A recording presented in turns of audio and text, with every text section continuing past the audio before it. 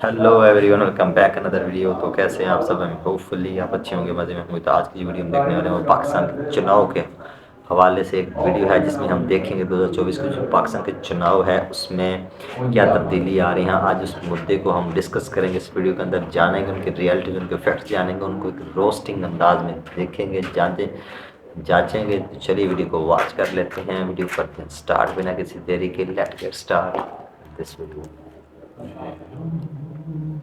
सियासत आए रोज हम देख रहे हैं कि कोई नया रुख इख्तियार कर रही है। कहीं पे इत्तेहाद बन रहे हैं, कहीं पे इत्तेहाद टूट रहे हैं। तेरा क्या होगा कालिया? 8 फरवरी के इलेक्शन पाकिस्तान को नहायत सेंसिटिव हालात की तरफ ले जा रहे हैं। ये तो आपने मेरी नॉलेज में इजाफा किया है। ये तो आप मुझे फैलानी चाहिए पूरी दुनिया में।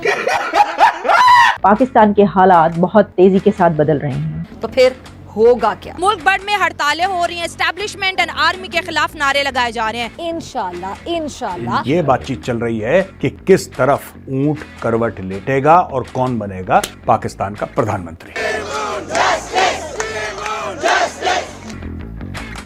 वोटों पे डालना। इमरान खान की पार्टी ने पाकिस्तान तहरीक-ए-इंसाफ ने हुकूमत बनाने का ऐलान कर दिया है। अब दोस्तों, ये तो आम चर्चा है कि बनना है नवाज शरीफ को, क्योंकि पाकिस्तान के जो चुनाव हैं वो रहते हैं फिक्स्ड। आर्मी चीफ डिसाइड करता है। जनरल आसिम मुनीर का फैसला है कि प्रधानमंत्री कौन बनेगा। कि मुल्क की तारीख के मुतनाज़ तरीन इंतखाबात होने जा रहे हैं। जहाँ मुतनाज़ इंतखाबात हो वो मुल्क आगे नहीं बढ़ सकता। देश संकट में है।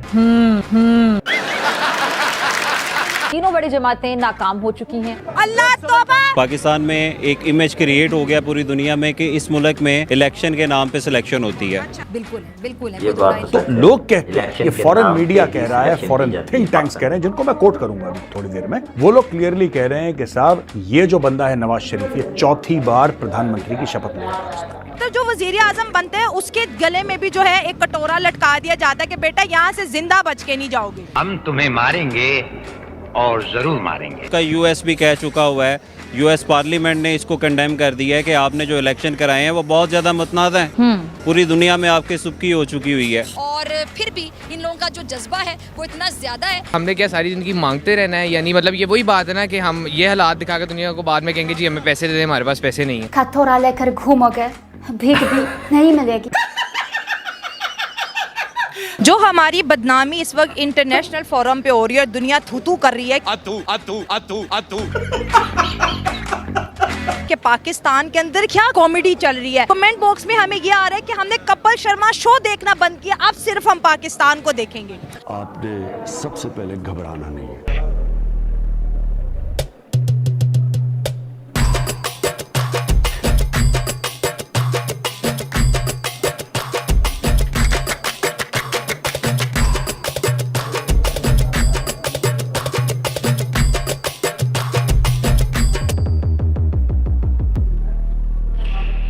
जब हमारे पास में पाकिस्तान है तो हमें कपिल शर्मा शो देखने की क्या जरूरत है, क्योंकि ये पाकिस्तानी हमें मनोरंजन का इतना कंटेंट देते हैं। तो मुझे तो ये लगने लग गया ये पाकिस्तान बना ही हिंदुस्तानियों के मनोरंजन के लिए था। अब ये तो जो ऊपर बैठे हैं ये चीज़ उनको सोचनी चाहिए कि इंटरनेशनली और देखें यूएस ने भी रिकग्नाइज करने से कांग्रेस ने मना कर दिया कि आप ये इलेक्शन ना रिकग्नाइज करें कि हम कितने जलील हो रहे हैं दूसरे प्लेटफॉर्म्स के ऊपर। और एहसास हो रहा है, वो कौम को तो एहसास है, लेकिन जो ऊपर बैठे हैं उनको इस चीज़ का बिल्कुल एहसास नहीं। उनको ये चीज़ सोचनी चाहिए कि ये हमारी क्रेडिबिलिटी से कितनी इफेक्ट होगी। और हमने क्या सारी जिंदगी मांगते रहना है? यानी मतलब ये वही बात है ना कि हम ये हालात दिखाकर दुनिया को बाद में कहेंगे जी हमें पैसे दे दे, हमारे पास पैसे नहीं है। मांगने की तैयारी हो रही है। जी बिल्कुल, एक तरह से बिल्कुल मांगने की तैयारी है। और जो भी गवर्नमेंट बनेगी इसकी कोई क्रेडिबिलिटी नहीं है, बेशक ये पीटीआई की बन जाए। वोट मैंने भी इमरान खान को दिया था।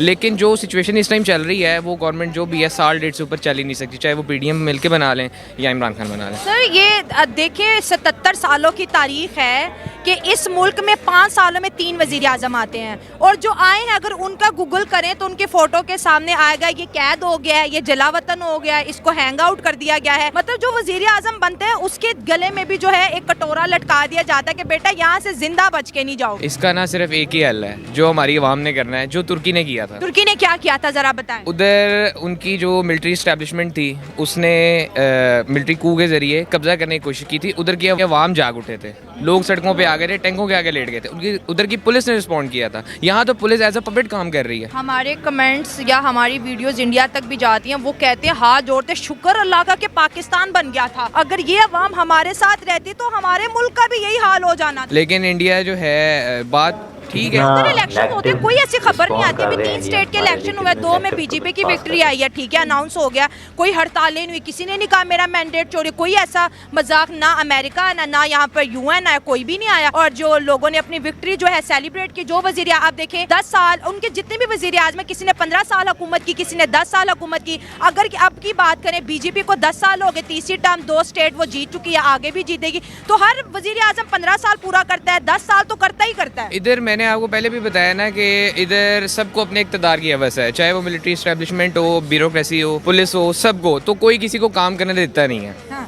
और जब तक ये खींचने में आगे माहिर है, जब तक ये निज़ाम ठीक नहीं होगा हमारा मुल्क आगे नहीं बढ़ सकता। हम फिर 8 फरवरी को क्यों तमाशा किया कि इलेक्शंस हो रहे हैं? जब निज़ाम ही नहीं बदलना तो फिर वोट डालने का क्या मकसद है? 8 फरवरी को ऐसे नहीं है, आवाम जरूर निकली और उन्होंने जरूर बताया कि हमने अपना मैंडेट किसको दिया है, लेकिन जो ऊपर बैठे क्यों आज तक, ये देखें जी 11 फरवरी हो गई है, रात के 12 बजने वाले हैं, 12 फरवरी शुरू हो जाएगी, तो अब तक क्यों पूरी सीट्स के रिजल्ट नहीं आए? इसका जवाब दे कौन है? चीफ इलेक्शन कमिश्नर है या एस्टेब्लिशमेंट है? कौन जवाब देगा इसका? या ये गैर आईनी निगरान हुकूमत जो है? आपको लगता है कोई सिविल वॉर जैसी सूरत हाल है, फिर हड़तालें होंगी, धरने होंगे, जो है इलेक्शन कमीशन के बाहर हड़तालें होंगी, पार्लियामेंट नहीं बनाने दी जाएगी। और जब मुल्क में इलेक्शंस होते हैं तो बड़ा एक सुनहरा मौका होता है कि यार बाहर से कोई विजिट करने आएगा, कोई बाहर का प्रेसिडेंट आएगा, कोई प्राइम, कोई इस पाकिस्तान में, अब तो मैं ये कहूँगी कोई अमेरिकी जहाज भी नहीं आता यहाँ पे। अल्लाह ना करे पाकिस्तान सिविल वॉर की तरफ जाए, लेकिन जो है जज्बाती हो रही है ना, बहुत जज्बाती है, लेकिन अपना पुरअमन एहतजाज जरूर रिकॉर्ड करवाएं, और एहतजाज के अलावा हम कुछ कर नहीं सकते, नहीं तो वो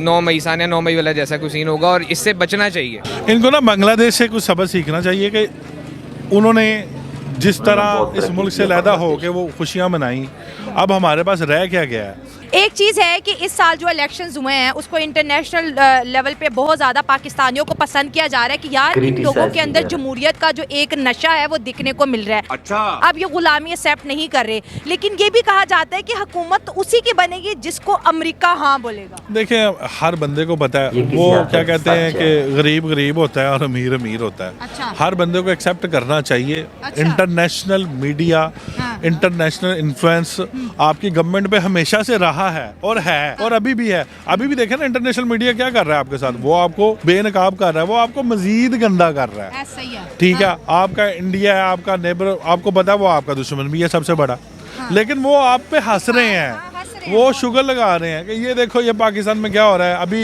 इलेक्शन और सिलेक्शन पे क्या कहें? मैम, इलेक्शन और सिलेक्शन पाकिस्तान की सारी जो पॉलिटिकल हिस्ट्री है इसी पे बेस करती है। पाकिस्तान में एक इमेज क्रिएट हो गया पूरी दुनिया में कि इस मुल्क में इलेक्शन के नाम पे सिलेक्शन होती है। अच्छा, ठीक है। किसी भी डेमोक्रेटिक कंट्री में ballot is more powerful than bullet. खुदारा हमारी इस्टेब्लिशमेंट से हमारी गुजारिश है कि हमारे जमहूरी इक़्तिदार को ज़िंदा रहने दें, हमारे बैलेट को इज़्ज़त दें, इधर बुलेट के राज को ख़त्म किया जाए, बैलेट की इज्जत जो है उसकी करवाई जाए, बैलेट के राइट को माना जाए। हमारी सिर्फ एक ही डिमांड है। तो आप मान रही है कि जो मेजोरिटी से 2/3 मेजोरिटी से जो जमात आई है वही है जिसको जी डिसमेंटल किया गया? मैम देख लें, आज इलेक्शन कमीशन को अपनी 25 कॉन्स्टिट्यूंसी से 47 जो फॉर्म 47 है उसको विड्रॉ करना पड़ा है। आखिर कुछ तो ऐसा इनसे ब्लंडर हुआ है कि इन्होंने ये विड्रॉ किया। अभी कल हाई कोर्ट में जो पिटिशंस हुई हुई हैं, चैलेंज हुए हैं, उनका रिजल्ट भी हमारे सामने आ जाएगा कि वो क्या बनता है। At the end of the day मैं यही कहूँगा, ये गवर्नमेंट, ये पहली दफ़ा हिस्ट्री में होगा कि गवर्नमेंट बनते बनते दिल करे मार्च आ जाए, क्योंकि इतने ज़्यादा रिजल्ट्स को चैलेंज किया गया। और एक ले मैन भी जानता है कि यार रात 2 बजे एक बंदा 50,000 की लीड से जीत रहा है और 84% उसका पोल आ गया हुआ है। अगले 16% में वो बंदा 70,000 की लीड से जीत जाता है। और इवन मैम के अब कल रात का कराची में खुरम शेर जमान साहब, लाहौर में जो दहीरबाज कोकर साहब हैं, उनके घरों पे छापे मारे जा रहे हैं कि उनके पास जो 45 फार्म का सबूत है उसे किसी तरह वापस ले लिया। तो ये कितना गलत हो रहा है ना? देखें, यहाँ 45 फार्म को किस तरह जुटलाएंगे? एक खाली ये कहा जा रहा है कि ये पाकिस्तान की तारीख की सबसे बड़ी धांधली हुई है, सबसे बड़ी। और नून लीगी जो है वो भी कह रहे हैं यार ये गलत है, इतना गड़बड़। बयानिया है कि इस्टेब्लिशमेंट यूएसए से ऑर्डर लेता है, यूएसए के ऑर्डर के मुताबिक इस्टेब्लिशमेंट एक्ट करती है। अब तो आपका यूएस भी कह चुका हुआ है, यूएस पार्लियामेंट ने इसको कंडेम कर दिया है कि आपने जो इलेक्शन कराए हैं वो बहुत ज़्यादा मुतनाज़ हैं। पूरी दुनिया में आपके सुबकी हो चुकी हुई है। सर उनका मीडिया पहुंच गया पाकिस्तान। दोबारा सोचें, इसको रिकंसीडर करें और थोड़ा सा ज़र्फ़ का मुदायरा करें। जिसको अवाम ने चुना है उसकी मेजॉरिटी को एक्सेप्ट करें। हाँ, तो आपने इस वीडियो के अंदर देखा कि पाकिस्तान के अंदर कितनी बड़ी किस इलेक्शन के नाम पे, चुनाव के नाम पे कितनी बड़ी धांधली हो रही है।